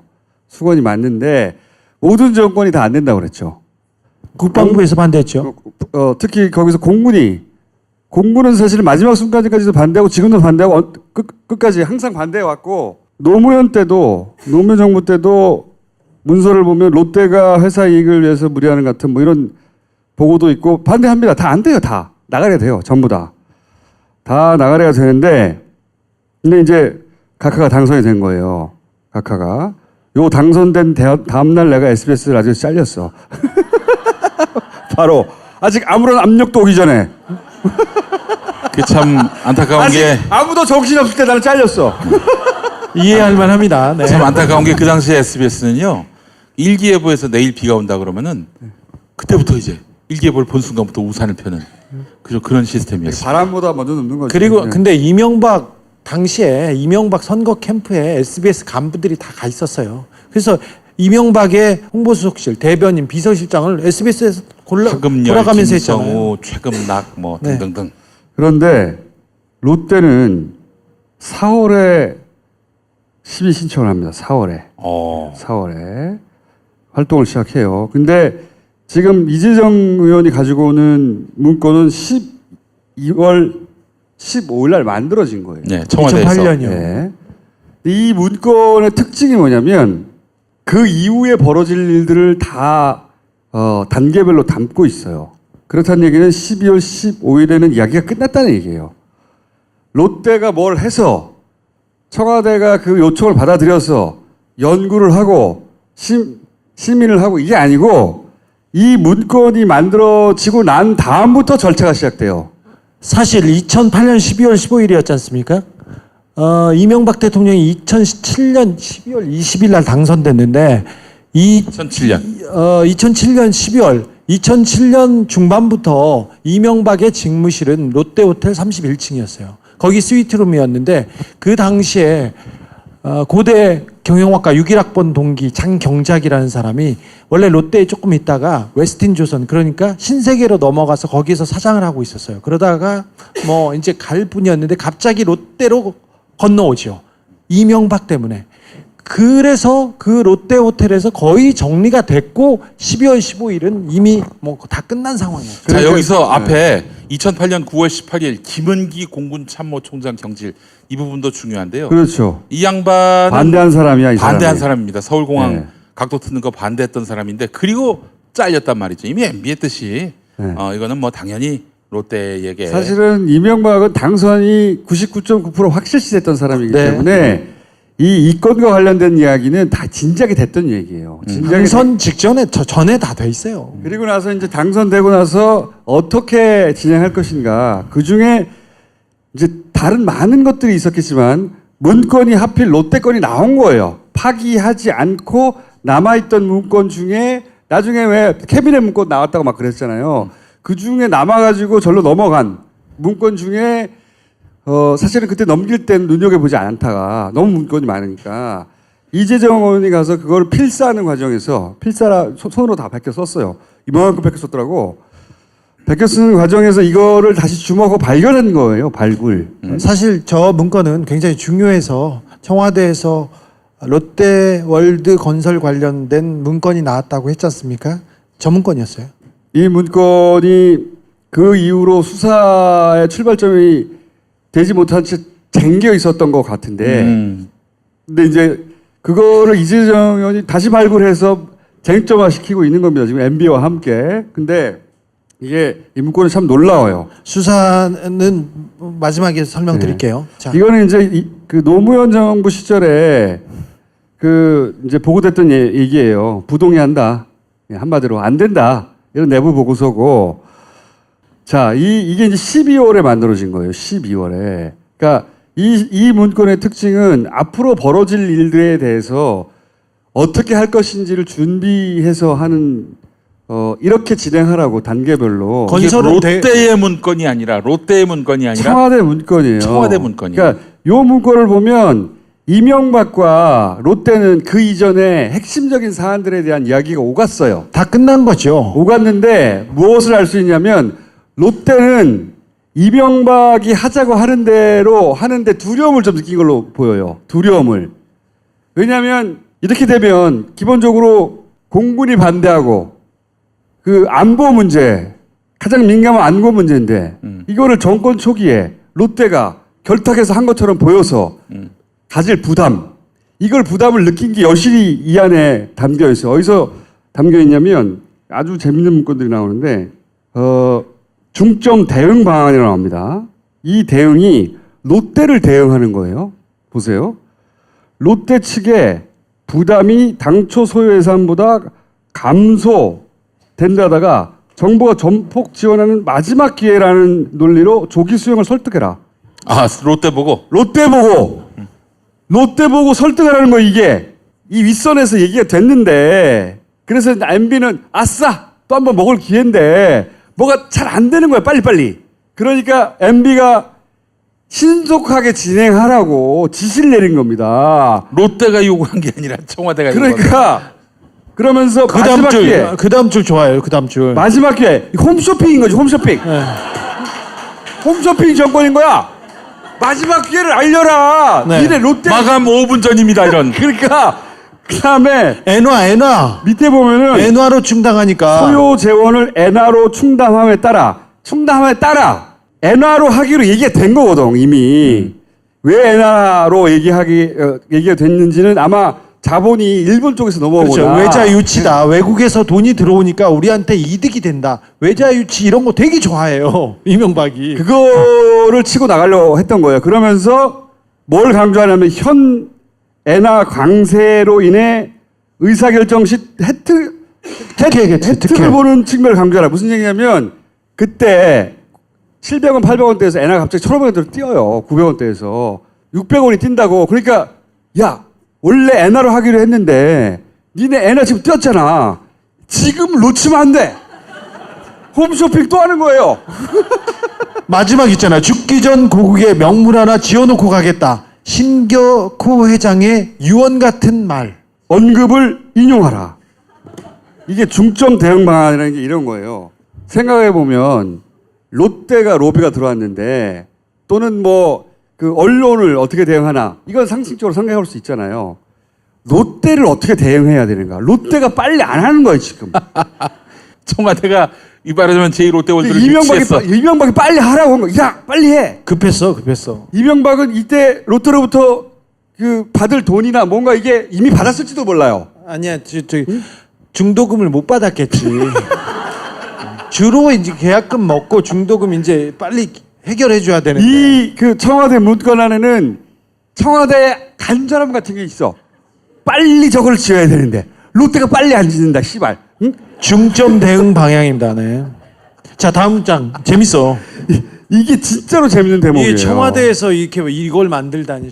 이게 진짜 홈쇼핑 정권인 거죠. 진짜로 진정한. 얘네들은 그러니까 그 현안이 뭔지를 현안이 뭔지 알고 걔들이 청탁이 들어오면 응대하는 게 아닌 거예요.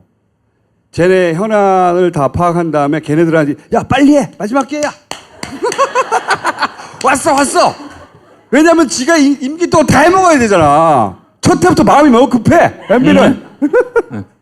그 마음이 여실히 드러나는 매우 결정적인 문건이에요. 야, 진짜 재밌어 요 대목은. 용민아. 씨부랄 진짜. 그러니까 이 청와대가 애달파하는 겁니다 지금. 끌어요.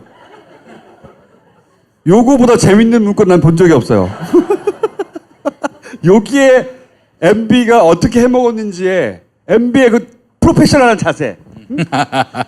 각하를 좋아하지 않을 수가 없습니다. 저희는 사모하지 않을 수가 없습니다. 진짜. MB는 기업들의 청탁을 받은 게 아니고 기업들을 상대로 영업을 한 거예요. 기본적으로. 그리고 결코 모든 사안에 그냥 공짜로 보내주는 그런 일은 없었어요. 친구한테 뇌물을 받는 거 보면 난 이건 진짜 어안이 벙벙해진다니까. 배나 배셨는데 10억 남았다고 미국 보내가지고 받아오라고 하잖아. 우리가 상상할 수 없는 영역에 계신 분이야. 그러니까 진짜로. 돈의 신의 영역에 계신 분이세요. 내가 시리해져졌어. 친구한테 뇌물 받는 거 보고 야 이거는 진짜 우리가 이 범접할 수 없는 사람이구나. 이게. 공짜가 없는 분이고 그래서 우리가 10년 동안 쫓았잖아. 빈틈이 없어 씨발 빈틈이. 꾸역꾸역 10년 동안 해서 잡은 거야 지금. 진짜 위대하세요. 아니 어쩌면 난 이런 생각도 들어요. 지금 MB는 이거 갖고 사람들이 흥분하고 열받는 거에 대해서 다행이다라고 생각할 수 있을 것 같아요. 진짜 큰 거는 근처도 못 가는데. 진짜 큰 건 다 외국에 있어요. 자, 진짜 근데 다 외국에 있어요. 일단 잡아놓고 시작합시다. 그러니까 이게 다 외국에 있어요. 다. 다스가 가장 딱 떨어져요. 그래서 쉽고 빠른 길이에요. 그래서 다스가 누구 겁니까라고 묻기 시작한 거고. 이명박은 해먹었다는 걸 모르는 기자는 없어요. 근데 안 될 거라고 생각한 거지. 안 될 거라고 생각하니까 아예 근처도 안 가고 그리고 찔르지도 않은 거예요. 왜 안 돼? 돼!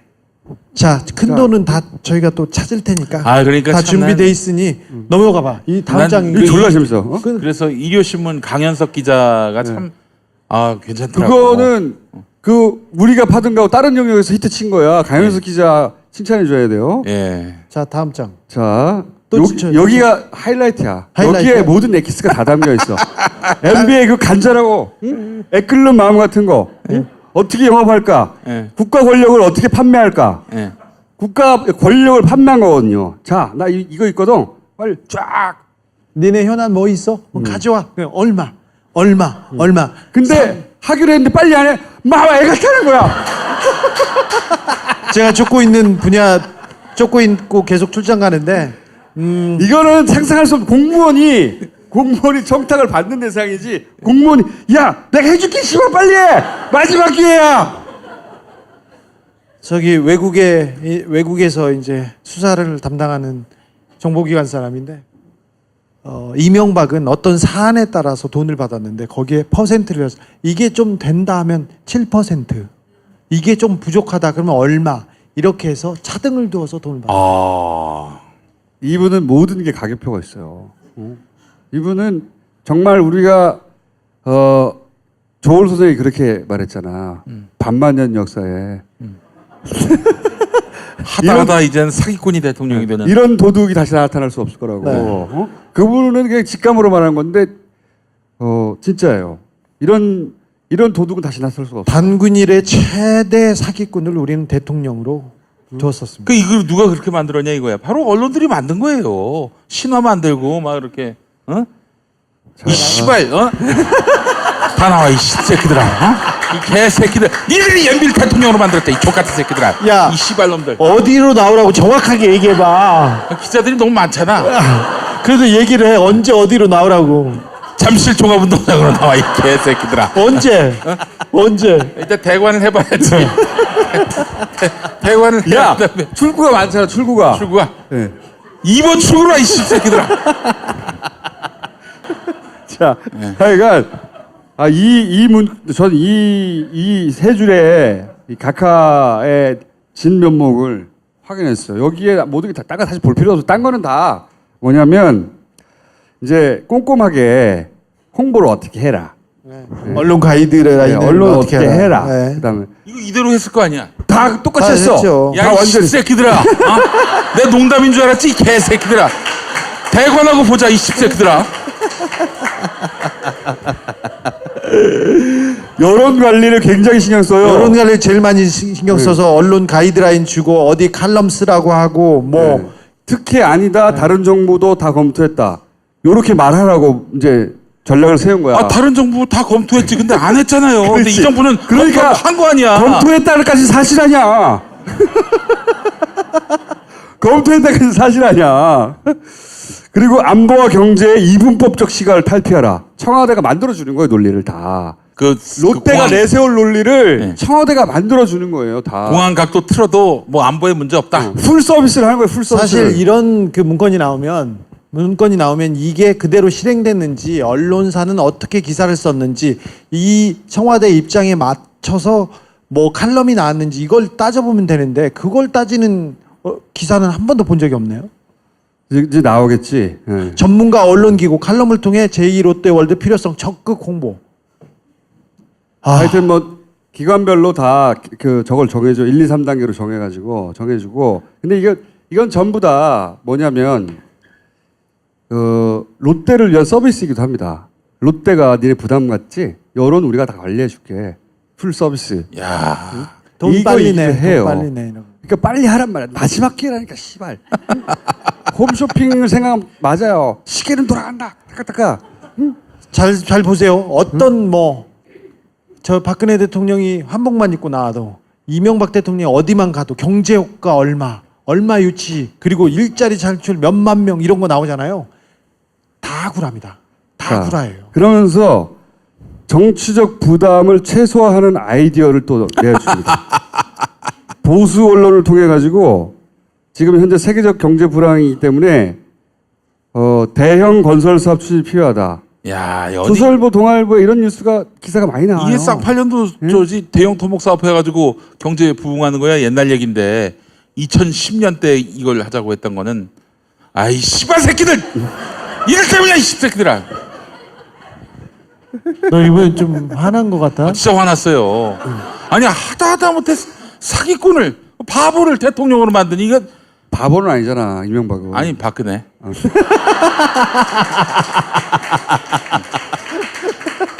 아니 박근혜도 사실 저기 언론 없이 어떻게 박근혜가 대통령이 돼요? 그러면 박근혜하고 이명박을 만든 건 언론이. 아니 그런 새끼들이 말이야. 내가 언론이라면 한 1년 신문을 안 내겠어요. 부끄러워서라도 죄송해서라도. 근데 이 씨발 새끼들이 계속 지금 찍어내면서 이제는 또 제대로 된 대통령 갖고 막 그렇게 뭐라고 물어뜯고 이 개새끼들 이 씨부랄 놈들.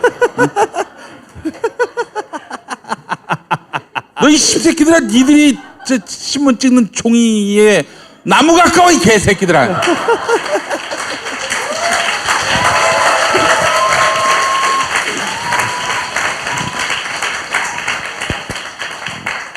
그리고 이런 계획도 냅니다.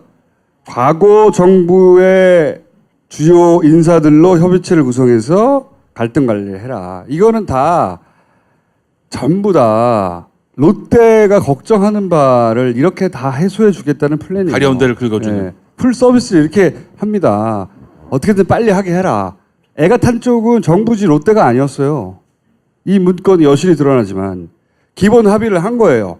각하하고 그쪽 사이드에서 기본 합의를 딱 해놨는데 빨리 진척이 안 되는 거예요. 마음이 급합니다. 각하는. 왜냐하면 단계별로 해먹을 풀 계획이 있었던 것 같아요. 응? 올해는 뭘 해먹고 딱 목표 중도금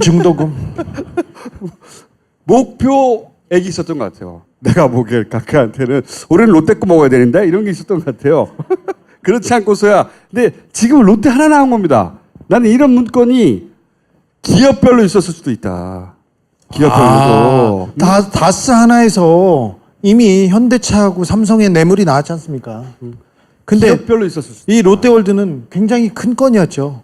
이 사안은 사실은 이 문건이 나와서 수사 의뢰를 했고 수사를 하고 있어요. 그런데 아직 뭐 시작도 못했어요. 딴 게 워낙 급하니까. 예, 딴 게 많아서. 그런데 신동빈 회장이 구속됨으로써 롯데월드 이 수사에도 변곡점이 생겼어요. 급하지 않은 상황인 거예요. 이쪽을 묶어놨기 때문에. 나올 겁니다. 나오는데 각하가 예를 들어서 롯데를 통해서 이렇게 해서 먹은 게 있을 거 아니에요. 그렇죠. 네? 자, 롯데월드 건설 하나가 있고요. 그 다음에 서초동에 롯데 칠성에 그 공장 부지가 있어요. 공장 부지였어요. 그 유통 부지여서 거기는 유통 공장, 창고만 쓸 수 있는데 그거를 상업시설로 풀어줬어요. 그리고 부산의 롯데월드, 제2롯데월드처럼 버금가는 부산의 롯데월드 부지가 또 있습니다. 그리고 맥주, 그 다음에 면세점, 롯데는 이명박한테서 동아줄이었어요, 정말. 생각해 보시면 저는 그래서 롯데 같은 경우에 삼성은 사실 삼성전자라고 하는 글로벌한 기업이 있습니다. 그 사위가 삼성전자로 간 이유거든요. 기본적으로. 거기는 해외에서 해먹을 수 있는 창고 포스터가 되게 많아요. 롯데는 어디 있을까? 각각은 해외에서 해먹어요. 큰 구찌는. 해외에서 해먹는데 해외 롯데가 진출합니다. 롯데마트도 가고요. 네, 잘 생각해 보시면 거기 건설들이 있고요. 이거 아마 앞으로 나올 뉴스 중에 해외에서 롯데마트나 그쪽 그 소위 유통, 롯데는 유통이 진출했으니까 유통과 건설이 크죠. 거기서 이제 돈들이 튀어나올 가능성이 있다. 그리고 이거하고 그래도 여전히 비교가 안 되는 게 삼성이에요. 삼성과 각하의 결탁은 뭐 완전한 그 이익의 일체. 완전한 이익의 일체. 경제적 공동체. 완전한 공동체였을. 그리고 그 사이가 그 가운데서 심부름하는 2012년에 저하고 주진우가 거기 갔을 때 처음에 갔을 때 기본적으로 그때 이미 조단위의 프라이빗 뱅킹이 거기 있다라고 하는 첩보를 가지고 갔었기 때문에 엄청난 게 있다. 엄청난 게 하여튼 거기까지 갈 수 있을지 모르겠어요. 우리 검찰이. 우리 검찰은 못 가도 제가 많이 갔어요. 네, 곧 나올 거예요. 동부지검 그거 되겠어? 거긴 안 되고. 너 이름이 뭐지? 자, 공군이 보도자료를 내는 것을 청와대가 첨삭하는 문건입니다. 이게 요렇게 빼라 요렇게 빼라. 그래서 그러니까 처음부터 끝까지 면밀하게 풀 서비스를 했어요. 중도금을 받았는지 안 받았는지 모르겠는데 돈을 깔끔하게 다 받는데 하자 없이 관리하여라 이렇게 됐던 게 아닌가 싶어요. 풀 서비스를 끝까지 합니다. 이 경우는 이 서비스 문건이에요 이게. 네. 다. 진짜 지나친 서비스 마인드. 네. 서비스 문건이고 대단하네요. 네. 그런 문건 일부가 나왔고 만약에 우리가 이명박 정부 시절에 그걸 확 털었다. 어마어마한 게 많이 나왔겠지. 이 얼마나 재밌어, 씨발. 진짜 재밌잖아요. 그걸 자기들이 쓰고 앉았다는 게 너무 웃겨. 기업을 상대로 대응 방안을 쓰고 있는 거야. 쟤들이 안 하려고 그러는데? 다른 정부는 그걸 막으려고 그랬는데 여기서는 기업이 안 하려고 그러는데 어떻게 빨리 하지? 그냥 이걸 대응하고 있어, 이걸. 판매 매뉴얼 막 브로셔 그런 거잖아요. 그렇지. 네. 홈쇼핑 다단계 팜플렛이야, 판매되게. 팜플렛. 변수가 있는 변수가 하나는 김윤옥 여사고 하나는 논현동 사저예요. 논현동 사저. 아 거기에 어마어마한 게 있다면서요? 근데 그거 말고도 이미 이명박은 거의 뭐 꼬린이 돼 있기 때문에 거의 돼 있기 때문에. 나는 근데 가장 흥미로운 것은 부인이에요, 부인. 아들이나 본인이나 형이나 큰형이나 그런 거는 뭐 어느 정도로 다 드러났잖아요. 근데 부인과 관련해서는 크게 드러나는 게 사실 없어요. 뭐 다이아 어쩌고 하는 얘기밖에. 근데 여기가 굵직한 통로입니다. 또 아주 뭐랄까 서커스적이에요.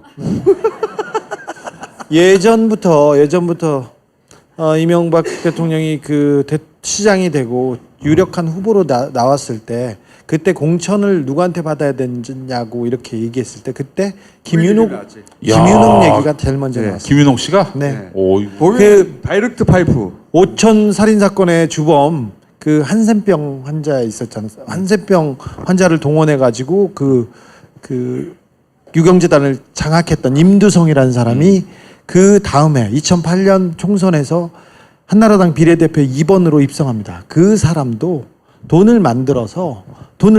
비자금을 만들어서 김윤옥 여사한테 갖다 주겠다고 돈을 만들어서 가져갔었어요. 정도 김윤옥이 받았는지 안 받았는지는 그렇지는 몰라요. 그런데 제가 그 취재를 하고 쫓아다닐 때 김윤옥 여사한테 받았죠. 제가 임두성한테 말했어요. 그런데 임두성은 도망 다녔는데 조금 있다가 김윤옥의 사촌 언니가 사촌 언니로 퉁쳐서 끝나버린 사건이 있지 그때. 언니가 공천원금을 받았다고 해서 구속됐죠. 아 그때 초기에 그랬었어요. 정두원 의원이 뭐 뒤집어 읽기 있다라고 하는 것도 부인이 관련된 겁니다. 돈과 부인이 관련된 거예요. 그리고 그 이후로 특히 주중에 몇 번 얘기했지만 그 원세훈 부인 서울시장 시절부터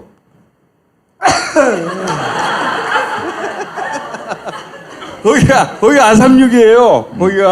거기가 굵직한 통로예요. 거기가 그 상하수도 국장하고 공무원이었어요. 원세훈은. 그런데 원세훈을 이명박과 묶어준 것도 원세훈 부인과 이명박 부인이었습니다. 고등학교, 대학교 동기였고 그리고 굉장히 목소리가 컸고 그 고등학교 때 동문회 그러니까 동창회를 주도하는 두 사람이었습니다. 원세훈을 국정원장으로 만든 건 부인이에요.